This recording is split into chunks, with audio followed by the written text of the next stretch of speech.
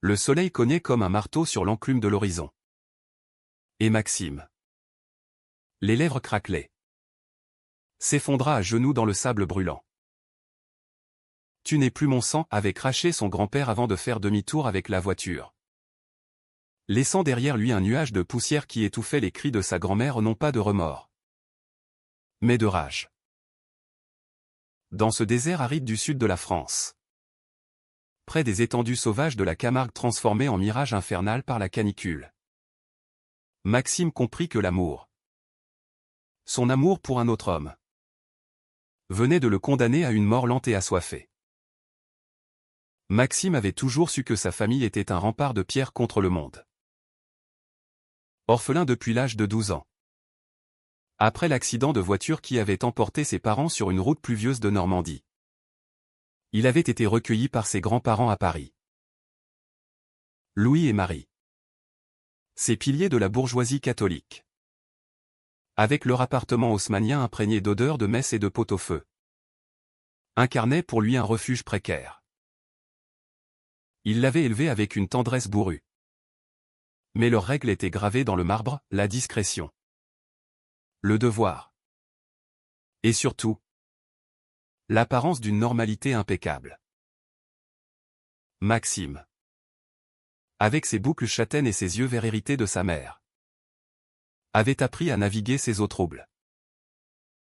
À l'université Sorbonne, où il étudiait la littérature, il excellait en poésie romantique Baudelaire, Rimbaud, mais il gardait ses propres vers, ceux qui parlaient d'un désir interdit, caché dans un cahier sous son matelas. C'était lors d'une soirée d'octobre, sous les feuilles roussies du jardin des Tuileries, que Maxime avait rencontré Théo. Théo, avec sa pommade d'origine maghrébine, ses cheveux noirs en bataille et son sourire qui illuminait les ombres comme un phare dans la brume de la Seine. Ils s'étaient croisés à une lecture de poésie underground, dans un bar enfumé du Marais. Théo, étudiant en cinéma à la FEMI, récitait des vers sur l'exil et l'identité, sa voix grave résonnant comme un appel au loin. Maxime, assis au fond, avait senti son cœur s'emballer non pas par les mots, mais par le regard que Théo avait posé sur lui. Un regard qui disait « Je te vois ». Vraiment. Après la lecture, sous une pluie fine qui transformait les pavés en miroirs, ils avaient partagé une cigarette. « Tu écris comme si tu portais le poids du monde sur tes épaules », avait dit Théo, effleurant du bout des doigts le cahier que Maxime serrait contre lui. Ce soir-là, ils avaient marché jusqu'à l'aube, parlant de tout et de rien, des films de New Wave qui les faisaient rêver d'Amériques impossibles, des familles qui étouffaient comme des étaux, et de cet amour naissant qui les terrifiait autant qu'il les enivrait. Leur relation s'était tissée dans les recoins secrets de Paris. Des baisers volés derrière les colonnes du Louvre. Des nuits passées dans l'appartement exigu de Théo à Belleville, où l'air embaumait l'encens et le jasmin de ses racines algériennes. Maxime découvrait en Théo un monde de couleurs vives, loin de la grisaille de son éducation.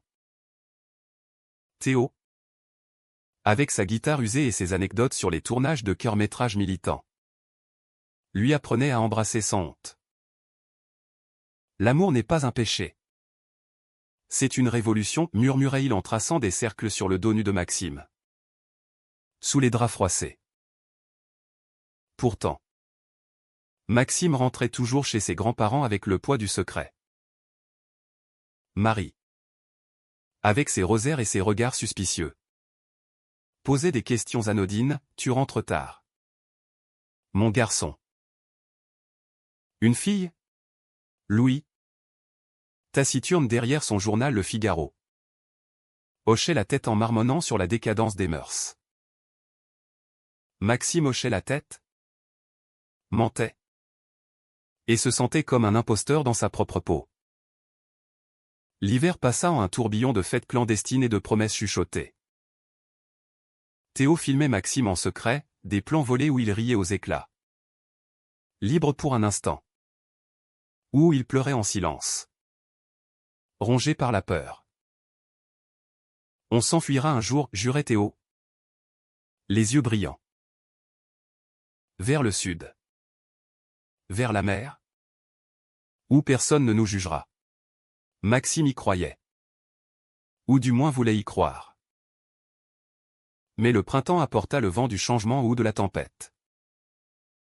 Ses grands-parents, sentant peut-être l'ombre d'un scandale, décidèrent d'un voyage en famille pour resserrer les liens. Destination, le sud de la France.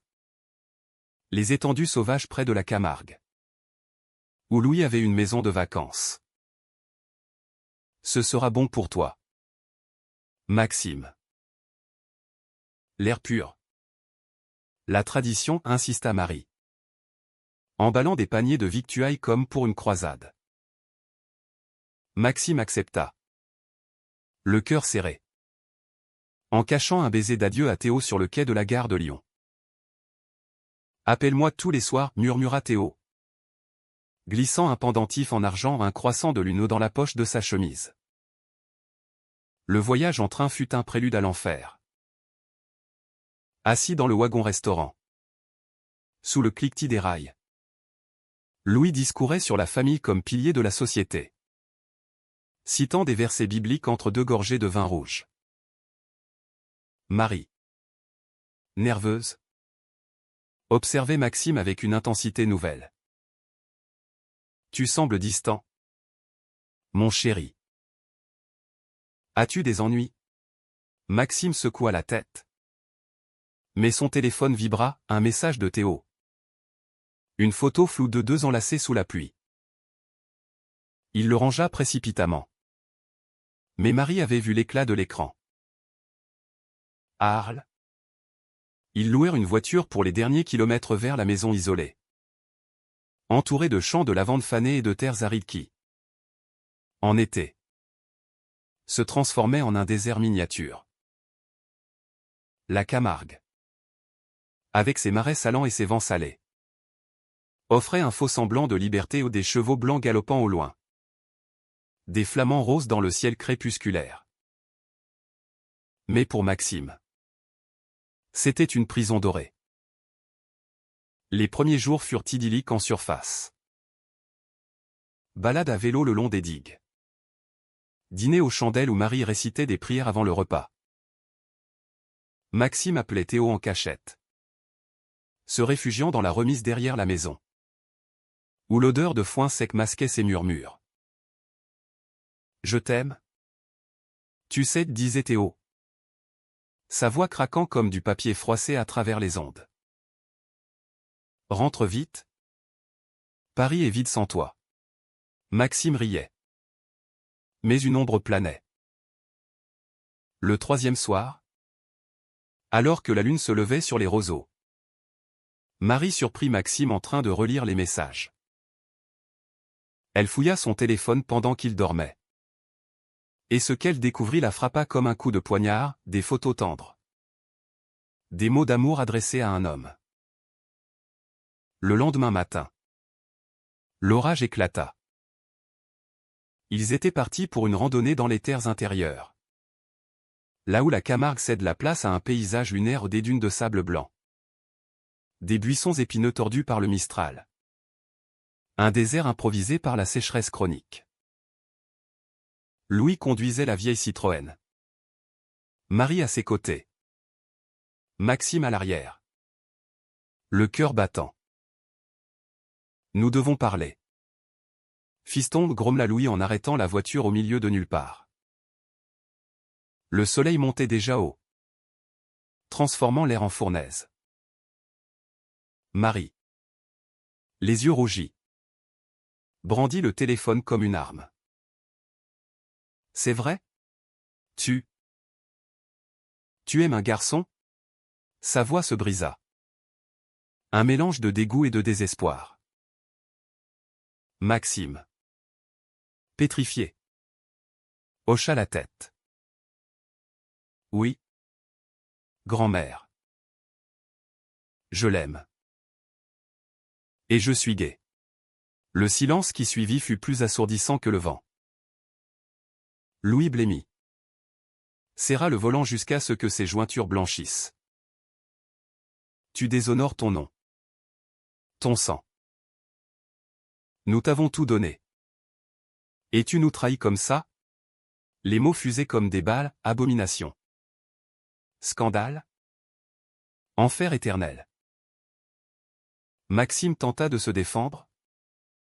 Les larmes aux yeux, c'est qui je suis. Pas un choix. Mais Louis, dans un accès de fureur patriarcale, le traîna hors de la voiture.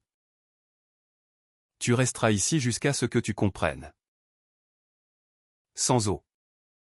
Sans rien. Peut-être que la soif te lavera de cette pourriture. Marie pleurait. Mais ne bougea pas. Clouée par sa foi rigide. La portière claqua. Le moteur rugit. Et ils s'éloignèrent. Laissant Maxime seul face au néant. Il hurla. Courut derrière eux jusqu'à l'épuisement. Puis s'effondra. Le sable était chaud sous ses paumes. Le ciel un dôme impitoyable. Son téléphone. Jeté dans la bagarre. Gisait brisé à ses pieds. Pas d'appel à Théo. Pas d'aide. Seulement la soif. Qui montait déjà comme une marée. Les heures s'étirèrent en éternité. Maxime rampa vers l'ombre d'un rocher érodé. Mais il n'y en avait pas. Le soleil escaladait le zénith. Et sa gorge se fermait comme un étau. Il pensa à Théo. À leurs nuits enlacées. À la façon dont ses lèvres effleuraient sa nuque. Tiens bon, se dit-il. Mais la panique le submergeait. Était-ce la fin? Mourir à 22 ans pour un amour qu'il n'avait même pas eu le temps de vivre pleinement? Les visions affluaient, Paris enneigé. Le rire de Théo. Les yeux accusateurs de ses grands-parents. Au loin. Un mirage dansait une silhouette mouvante. Un cheval blanc galopant à travers les dunes. Maxime cligna des yeux. Hallucination née de la déshydratation. Mais la silhouette grandissait. Se précisait, un cavalier. Torse nu. Peau luisante de sueur. Chevauchant comme un fantôme du désert. Théo n'avait pas dormi depuis le départ de Maxime. Paris. Sans lui, était une coquille vide, les rues du Marais bruissaient de rires étrangers. Les cafés sentaient le café froid et l'oubli. Il avait passé la nuit à visionner les rushs de son court-métrage en cours. Un récit sur deux amants persécutés dans une France puritaine. Inspirés par leur propre histoire. Mais les images se brouillaient, il revoyait Maxime sur le quai. Vulnérable. Promettant un retour rapide. Appelle-moi, avait-il insisté. Et Maxime avait ri. Ce rire qui faisait fondre la glace en lui. Pourtant. Le silence radio depuis la veille au soir le rongeait. Théo avait tenté d'appeler. 10 fois. 20 fois au répondeur. Toujours le même, ici Maxime. Laisser un message après le bip. Il imaginait le pire, un accident. Une dispute familiale. Ou pire. La vérité éclatant au grand jour.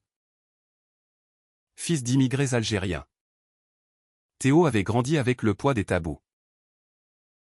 Son père, ouvrier dans une usine de banlieue, avait fui les guerres coloniales pour atterrir dans un HLM de Saint-Denis, où l'honneur se mesurait en silence.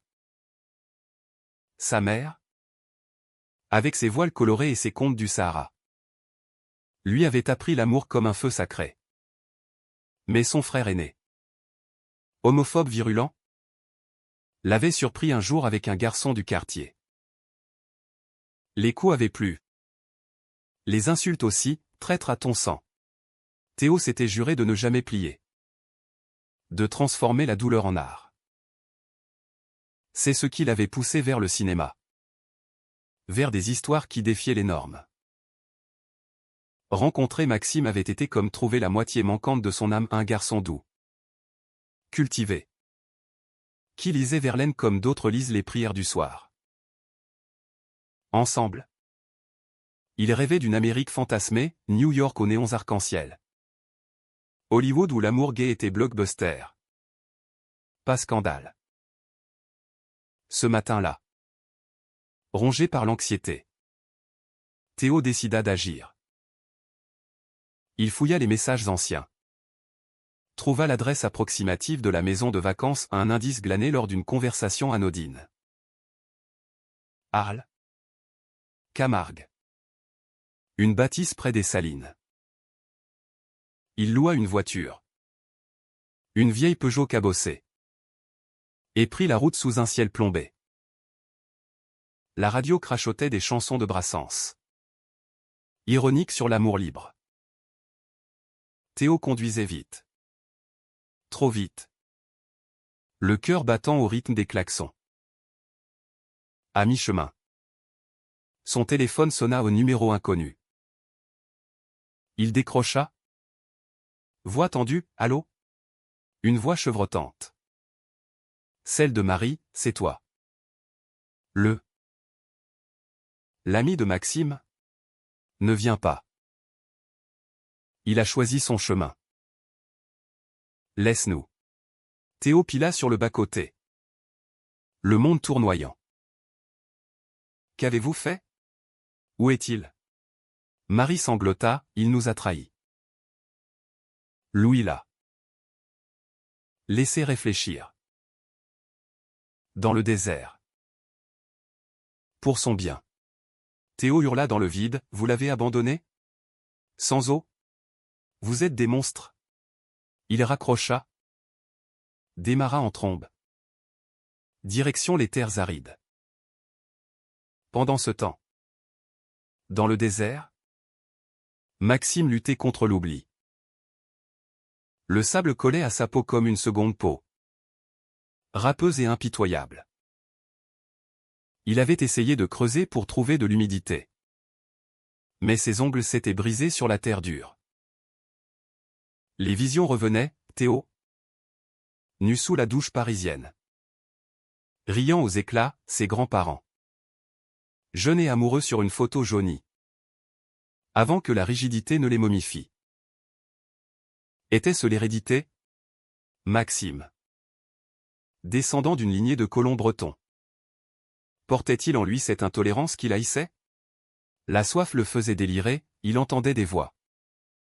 Des murmures en arabe non. En français teinté d'accent. Appelant son nom. Maxime. Maxime. Il leva la tête. Ébloui par le soleil. Le cavalier était réel, un jeune homme sur un cheval camarguais. Blanc comme la lune. Torse nu révélant des tatouages tribaux sur les épaules. Théo. Comment?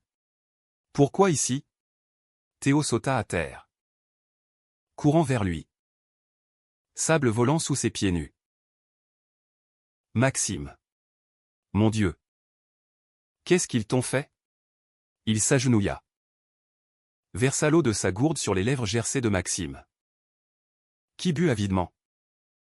Toussant. Pleurant. Les bras de Théo l'enveloppèrent. Solide. Chaud, un ancrage dans la folie. Comment m'as-tu trouvé? Balbutia Maxime. La voix rauque. Théo sourit à travers ses larmes, ton grand-mère. Elle a craqué. M'a appelé pour me maudire. J'ai roulé comme un fou. Je t'aime? Idiot. Jamais je ne te laisserai. Ils restèrent ainsi. Enlacés dans le désert. Le cheval broutant paisiblement à côté. Le soleil déclinait. Peignant le ciel en teinte de sang et d'or, un tableau romantique. Presque cinématographique. Digne d'un plan de Truffaut. Mais la joie fut brève. Théo aida Maxime à se relever, le soutenant jusqu'au cheval. On rentre à Paris. Loin d'eux. Maxime hocha la tête, mais une ombre passa dans ses yeux. Et s'ils appellent la police? Disent que je les ai volés? Théo rit amèrement, qu'ils essaient. J'ai des amis avocats. Des militants. Ce n'est pas 1950. Ils chevauchèrent vers la civilisation. Le corps de Maxime pressé contre celui de Théo, sentant les battements de son cœur comme un tambour de guerre. La maison de vacances apparut au loin. Silhouette sombre contre le crépuscule. Marie les vit arriver. Sortit en courant. Louis sur ses talons. Visage fermé comme une porte de prison. Maxime. Merci au ciel, s'exclama-t-elle. Mais Théo la coupa, au ciel? Ou à l'amour que vous haïssez tant? Louis avança. Point serré, toi. L'arabe. Sors de chez moi. La confrontation fut un ouragan. Marie pleurait. Suppliait Maxime de se repentir, de voir un prêtre. Louis tempêtait sur la perversion. La fin de la lignée. Théo. Protecteur. Ripostait avec des mots aiguisés, votre lignée? C'est de l'amour que Maxime a besoin. Pas de votre poison. Maxime. Encore faible. Se dressa, c'est fini. Je pars avec Théo. Vous m'avez tué aujourd'hui. Mais je vis pour lui. Les mots planèrent. Lourd comme du plomb. Marie s'effondra à genoux, murmurant des excuses entre deux sanglots. Louis tourna les talons, claquant la porte. Dans la nuit tombante, Théo et Maxime fuirent vers la voiture, laissant derrière eux un foyer brisé. De retour à Paris. Les jours suivants furent un baume sur les plaies. Théo installa Maxime dans son appartement, le veillant comme un trésor fragile. Des bouillons de culture. Des films projetés sur un drap tendu au Brokeback Mountain pour exorciser les démons. Call Me By Your Name pour raviver la flamme. Maxime reprenait des forces. Mais les cauchemars le hantaient, le désert. La soif. Les yeux froids de Louis. Théo, sentant la faille, l'emmenait marcher le long de la Seine, main dans la main sous les ponts éclairés. On va s'en sortir, promettait-il. Je vais finir mon film. Toi tes études. Et un jour, on ira en Amérique. Voir les Prides à San Francisco. Maxime souriait. Mais au fond de lui, une graine de doute germait. Était-ce si simple? Ses grands-parents, malgré tout, étaient sa seule famille. Et Théo? Théo avait-il vraiment tout sacrifié pour lui? La trahison vint subtilement, comme un poison lent. Une semaine plus tard, alors que Maxime dormait, Théo reçut un appel de son producteur, une opportunité en or. Un stage à Los Angeles pour son court-métrage. C'est maintenant ou jamais, dit l'homme au bout du fil. Théo hésita, regardant Maxime endormi, pâle et vulnérable. Il accepta. En secret. Se disant que ce serait pour eux un billet vers l'Amérique promise. Mais le mensonge s'insinua, il cacha les billets d'avion. Prétexta des tournages tardifs. Maxime, sentant le froid grandir entre eux, fouilla un soir le sac de Théo. Les tickets tombèrent comme une sentence. Tu pars? Sans moi, murmura-t-il. Le cœur en miettes. Théo, pris au dépourvu, balbutia, c'est pour notre avenir. Rejoins-moi après tes examens. Mais Maxime vit la vérité, la peur. L'ambition. Le désir d'échapper à cette France étouffante au sol. La dispute éclata comme un feu d'artifice raté. Tu me sauves du désert pour me laisser dans un autre? C'est de la trahison. Théo, hurla Maxime. Larmes coulant. Théo. Blessé. Riposta, et toi? Tu restes accroché à ces fantômes homophobes? Moi. J'ai besoin de vivre. Pas de survivre. Les mots blessèrent plus que le sable. Maxime claqua la porte. Errant dans la nuit parisienne. Pluie battante sur son visage. Il atterrit chez un ami de la Sorbonne. Un lit de fortune. Des verres de vin pour noyer le chagrin. Théo. Seul. Pleura pour la première fois depuis l'enfance l'amour. Cette révolution se muait en guerre. Les semaines suivantes furent un exil intérieur pour Maxime. Paris. Ville lumière. Devint un labyrinthe de souvenirs poignants. Il errait dans le Marais. Évitant les cafés où il s'était embrassé. Longeant la Seine comme un fantôme. À la Sorbonne. Ses professeurs notaient son absence d'esprit, les poèmes qu'il griffonnait parlaient de trahison et de déserts intérieurs. Inspiré par le recueil d'Antoine Blondin. Théo avait pris l'avion pour Los Angeles. Laissant un message vocal larmoyant, « Pardonne-moi. C'est pour nous. Reviens-moi. » Mais Maxime effaça l'enregistrement. Le cœur endurci. Il contacta ses grands-parents. Non par pardon, mais par nécessité au besoin d'argent pour le loyer. D'un toit provisoire. Marie répondit. Voix brisée, reviens. Mon garçon. Nous regrettons. Louis. Enfant.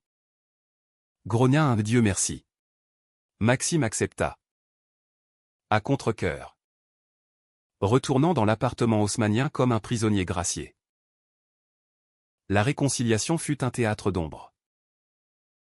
Marie cuisina ses plats préférés aux blanquettes de veau. Tarte aux pommes et pleurait en servant. Nous avons péché par ignorance, confessait-elle lors de veillées tardives. Rosaire à la main. Louis. Plus raide. Offrait des excuses maladroites, une promenade au Père-Lachaise. Où il admit. Pour la première fois. Avoir aimé un camarade pendant la guerre d'Algérie. Un amour étouffé par la peur. Le monde nous broie. Fiston. Mais toi. Tu es plus fort. Maxime écoutait. Partagé entre rancune et pitié. Était-ce assez? Le désert avait creusé un fossé. Mais la solitude le rongeait. Il repensait à Théo. À ses tatouages comme des cartes au trésor. À ses promesses envolées vers l'ouest. De l'autre côté de l'Atlantique. Théo sombrait dans le mirage hollywoodien. Los Angeles était un décor scintillant, palmier contre ciel bleu azur. Plage où des surfeurs dansaient avec les vagues. Studio où son court-métrage busait déjà. Son producteur. Un quinquagénaire queer flamboyant nommé Alex. L'accueillit comme un prodige. Ton histoire sur l'amour interdit? C'est du génie. Kid. Pense Sundance. Théo logeait dans une villa en colline. Piscine à débordement surplombant l'océan. Mais la nuit, seul avec le bruit des coyotes. Il revoyait le désert, Maxime effondré. Ses lèvres sur les siennes. Il appelait.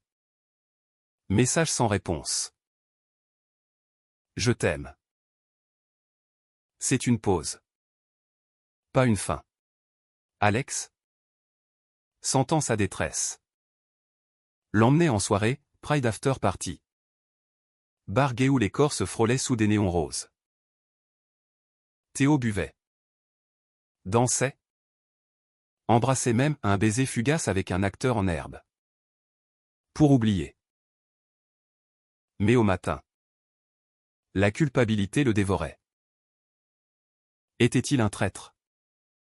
Ou un survivant? Le conflit culmina lors d'une projection test de son film à Ella. Les invités applaudirent.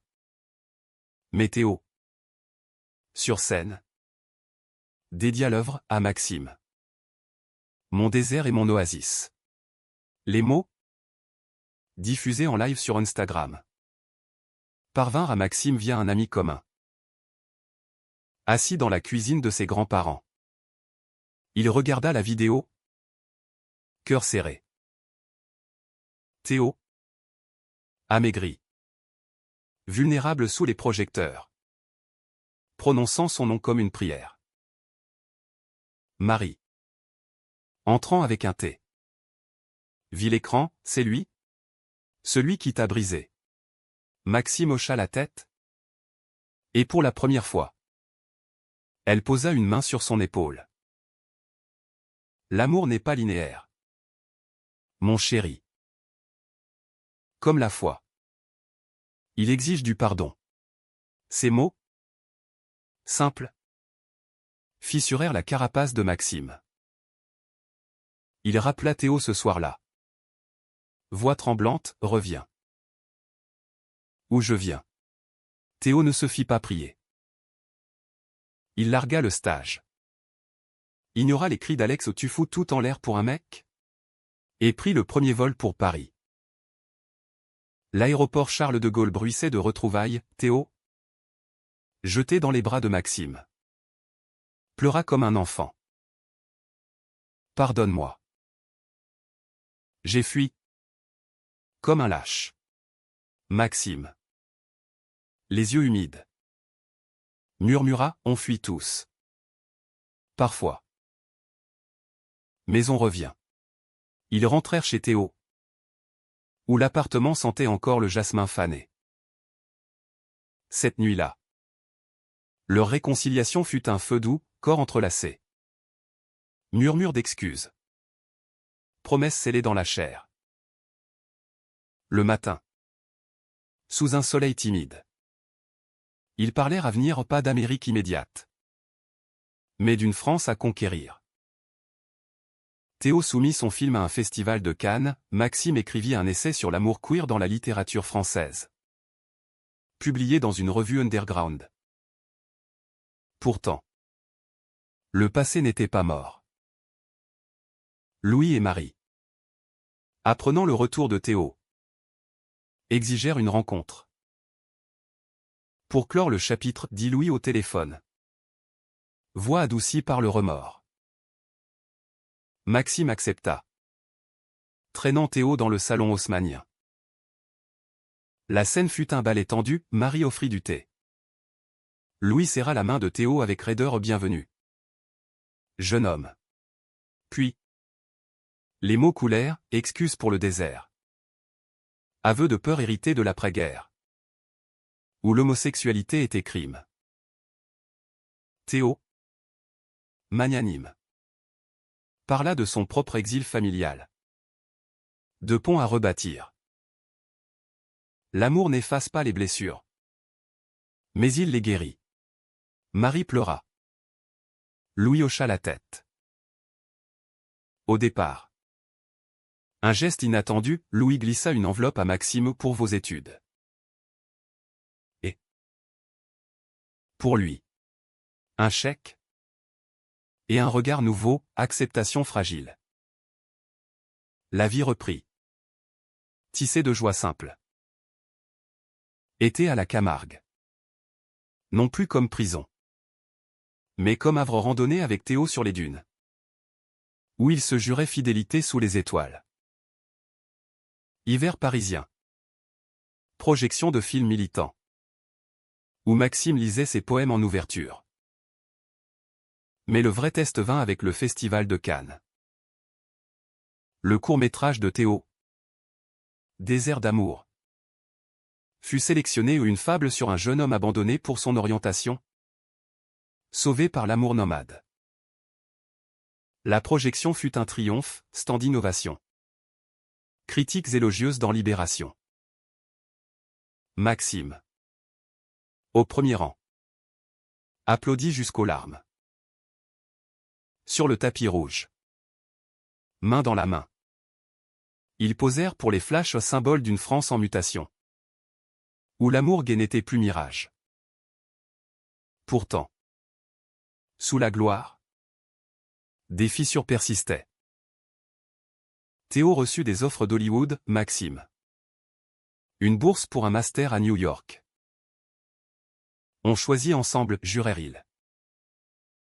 Mais la vie, capricieuse, testa leur serment. Un appel de Louis. Un soir d'automne, infarctus. Maxime accourut à l'hôpital. Théo à ses côtés. Dans la chambre stérile. Louis. Tubulure au bras. Murmura, j'ai eu tort. Merci. Pour lui. Il mourut 2 jours plus tard. Laissant Marie veuve et Maxime héritier d'une maison en Bretagne et d'un legs inattendu, pardon. Le deuil enveloppa Maxime comme un manteau de brume atlantique. La maison de Louis devint un mausolée de souvenirs, photos jaunies de la Résistance. Médailles rangées dans un tiroir. Et ce cahier de poèmes que Maxime découvrit. Écrit d'une main tremblante vers sur un amour perdu. Un soldat nommé Henri. Effacé par la honte. Il t'aimait. À sa façon, dit Marie lors de l'enterrement. Sous la pluie normande qui fouettait les parapluies noirs. Théo. Stoïque. Serra Maxime contre lui, la douleur forge. Elle ne brise pas. Les funérailles furent un adieu protocolaire, curé psalmodiant. Famille lointaine murmurant des condoléances hypocrites. Mais dans les yeux de Marie, Maxime vit une lueur nouvelle, vulnérabilité. Humanité. De retour à Paris. La vie reprit son cours erratique. Théo. Boosté par Cannes. Enchaînait les interviews, Télérama le qualifiait de nouvelle voix queer du cinéma français. Avec des échos transatlantiques. Hollywood appelait à nouveau. Cette fois avec un vrai contrat, un long métrage sur l'immigration et l'identité. 6 mois à Ella, expliqua Théo un soir. Sur le balcon de Belleville. Vin à la main. Puis on se rejoint là-bas. Maxime. Encore marqué par le désert et la trahison passée. Sentit la peur ressurgir. Et si c'est encore une fuite? Théo le prit dans ses bras, non. C'est un pont. Pas un mur. Ils firent l'amour cette nuit-là avec une urgence nouvelle. Comme pour ancrer leur lien dans la chair. Maxime. De son côté. Plongea dans son master. Son essai sur Rimbaud et l'homosexualité romantique fut publié. Attirant l'attention d'un éditeur. Un livre, proposa-t-il à Théo par Skype. Depuis un café bondé près de la Sorbonne. Sur nos histoires. Les vôtres? Les miennes. Théo. Sous le soleil californien. Souris à l'écran, fais-le. Et joins-moi après. Mais la distance creusait des sillons invisibles. Message tardif. Fuseaux horaires assassins, Théo en soirée networking. Maxime veillant seul. Marie. Désormais seule. Appelait souvent, viens dîner. Mon chéri. Et amène Théo quand il rentre. Elle avait changé, des livres sur l'acceptation LGBTQ+ traînaient sur sa table de chevet. Fruit d'une thérapie tardive. Maxime la visitait, partageant des rires forcés sur des souvenirs d'enfance. Mais le fantôme de Louis planait. Le haut de la vague vint avec une invitation surprise, un festival queer à San Francisco, où le film de Théo était en compétition internationale. Viens, insista-t-il. Maxime. Bourse en poche. Prit l'avion au premier vol transatlantique. Cœur gonflé d'appréhension et d'excitation. L'Amérique les accueillit en fanfare, câlin d'inconnus au Castro. Défilé Pride où des drag queens les aspergeaient de confettis. La projection fut magique, salle comble. Larmes collectives. Débat houleux sur la persécution familiale. Théo. Ovationné. Dédia encore, à Maxime. Mon sauveur. Ce soir-là. Dans un hôtel victorien surplombant la baie. Ils célébrèrent, champagne. Corps enlacés sous les draps de soie. C'est notre Amérique, murmura Maxime, embrassant la cicatrice sur l'épaule de Théo. Mais au matin. Une ombre, un email de l'agent de Théo offre pour un rôle dans un blockbuster. Tournage prolongé. Le conflit ressurgit. Masqué par la joie. Maxime rentra à Paris seul. Bagages alourdis par des vinyles de jazz et un rêve fissuré.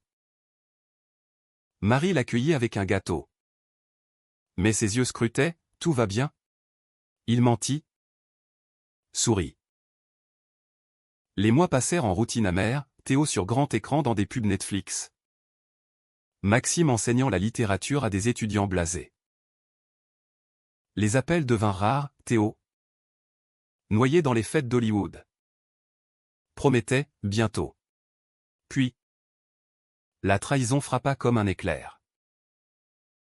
Un article en ligne. Glané par un ami, photo de Théo. Bras dessus bras dessous avec Alex. Le producteur. Légende suggestive nouveau couple en vue. Maxime. Cloué devant son ordinateur. Sentit le monde s'effondrer. Pas le désert cette fois. Mais un vide plus froid, l'océan entre eux. Il confronta Théo par vidéo. Voix brisée, c'est vrai? Tu m'as remplacé? Théo. Pâle à l'écran. Jura, non. C'est du buzz. Du fake. Alex est un allié. Rien de plus. Mais Maxime vit les doutes dans ses yeux, la tentation de l'étoile montante. L'appel d'une vie s'enchaîne. Tu fuis encore, accusa-t-il. Le désert m'a appris, l'amour exige présence. Pas promesse. Théo pleura, reviens-moi. J'annule tout. Mais Maxime raccrocha. Bloqua le numéro. Il se réfugia chez Marie. Qui l'enlaça sans question, le cœur guéri. Fiston. Comme une prière inachevée. La rupture fut un cataclysme intérieur. Maxime écrivit frénétiquement un roman naquit. Sable de l'âme. Récit semi-autobiographique d'un amour trahi dans les dunes de l'exil. Les chapitres coulaient comme des larmes, l'abandon familial. La passion salvatrice. La trahison de l'ambition. Marie. Première lectrice. Versa des larmes, c'est beau. Et vrai. L'éditeur mordit à l'hameçon, le livre sortit en pleine Pride parisienne. Best-seller surprise. Les critiques louaient sa tendresse humaniste. À la française. Avec des échos de Gide et de Proust. Théo. Lisant les extraits depuis Ella. S'effondra, il avait perdu l'homme qui l'avait inspiré. Le climax arriva par un coup de théâtre. Théo. Ruiné par le scandale, Alex. Vexé. Avait liqué des rumeurs. Vendit tout et revint en France. Pas d'avion clinquant. Mais un train de nuit. Atterrissant à Belleville comme un vagabond. Il trouva Maxime à une lecture publique. Sur une scène du Marais. Récitant des vers sur le pardon. Dans la foule, Théo pleura en silence. Après, il l'attendit sous la pluie. Trempé, je suis là. Pour de bon. Pas de rêves américains. Juste nous. Maxime. Cœur battant. Le dévisagea, prouve-le. Théo tendit une enveloppe au son contrat rompu. Des billets pour un festival en Bretagne. Avec Marie invitée. On recommence. Ensemble. La guérison fut un chemin sinueux. Pavé de mots et de silences partagés. Maxime et Théo s'installèrent dans la maison bretonne héritée de Louis, un cottage battu par les vents. Face à l'océan houleux. Où les vagues chantaient des litanies de renouveau. Marie vint souvent. Apportant des conserves et des histoires adoucies par le temps, souvenirs d'un Louis jeune. Riant aux blagues d'Henri sous les étoiles d'Alger. Il t'aurait aimé. À sa manière, confia-t-elle un soir. Autour d'un feu de cheminée. Théo jouant de la guitare des airs de l'Assa de Sella. Maxime. Apaisé. Posa une main sur la sienne, nous l'aimons tous. Grand-mère. À notre manière. Le roman de Maxime devint un phénomène, traduction en anglais. Adaptation théâtrale. Débat télévisé sur l'homophobie familiale. Théo, libéré du mirage hollywoodien, se lança dans un nouveau projet, un documentaire sur les amours queer en France rurale. Interviewant des couples comme eux. Des vieux amants cachés depuis les années 70. C'est notre legs, dit-il à Maxime lors d'un tournage en Camargue. Caméra à l'épaule. Cheval au loin. Maxime. Assistant improvisé. Rit, pas de désert cette fois. Théo l'embrassa. Passionné, seulement celui que nous traversons ensemble. Les saisons tournèrent. Généreuse. Été 2026, mariage civil discret à la mairie du 4e. Marie témoin. Arc-en-ciel discret à la boutonnière. Nuit de noces sur la plage bretonne. Vagues caressant leurs pieds nus. Hiver, projection du docu à Berlin. Où Théo gagna un Teddy Award. Dédiant à l'homme qui m'a sauvé de moi-même. Maxime. À ses côtés. Murmura, et toi? De mon propre désert. Marie. Vieillie mais sereine. Écrivit une lettre publique dans un journal catholique, j'ai abandonné mon petit-fils pour une peur aveugle. Aujourd'hui. Je l'embrasse pour son courage. Les réponses affluèrent au pardon. Histoire similaire. Un mouvement naissant. Pourtant. L'humanité de leur histoire résidait dans les failles. Maxime luttait encore avec des crises d'angoisse. Écho de la soif, Théo. Avec des doutes sur son talent. Nuit blanche à réécrire des scripts. Ils se disputaient sur l'argent. Les enfants peut-être un jour via GPA en Amérique. Mais se réconciliaient dans l'urgence de l'amour, corps et âme fusionnant comme sable et vent. Un jour, revenant à la Camargue pour clore le docu. Ils revinrent sur le lieu du crime là d'où tout avait basculé. Pas de colère. Mais un rituel, Théo planta une bouteille d'eau scellée dans le sable. Gravé « Amour infini ». Maxime rit. Ému, contre la soif des âmes. Leur amour. Dramatique en ses débuts. S'était mué en une romance mature. Humaniste, un plaidoyer pour la vulnérabilité. Contre les jugements hâtifs.